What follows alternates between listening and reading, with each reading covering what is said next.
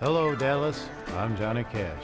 And I'm Jerry Lee Lewis from the cast of $1 Million Quartet. Our tour is going to be coming to Music Hall at Fair Park, so come out and join us for a rockin' good time. What do you have to say about that, Elvis? Well, I guess I'd have to say thank you. Thank you very much.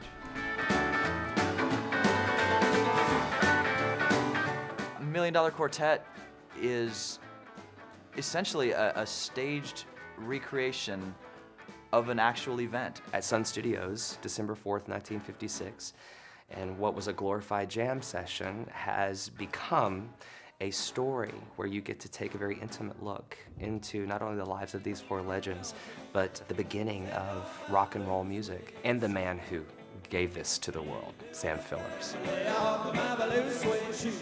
And they just sang a bunch of songs. They jammed the way musicians do.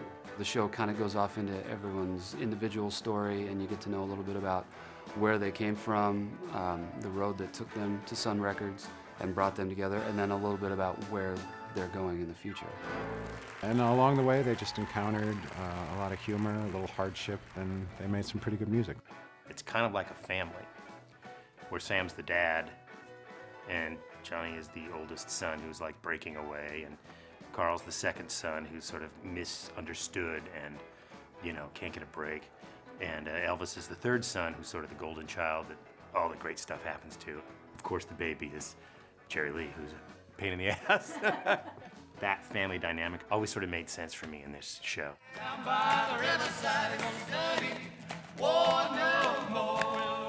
Because they're not even your standard musical theater audience members that are just so thoroughly entertained, and they walk away going, oh my gosh, that was so amazing. All over the United States, that interest is still there, you know, and it's going to be very exciting. There's not very many shows like this that appeals to all walks of life and ages. And by the end of the night, they're all on their feet, they're all clapping, some of them are dancing in the aisles, twisting, shaking, and having a great time. This show is kind of designed for that. You know, it's not really designed for people to sit there with their hands folded in their laps. It's very raw, and it's very intimate, and you really get to see a really different side to each one of these people. I think this story is a story that will speak to you and encourage you and inspire you all at the same time.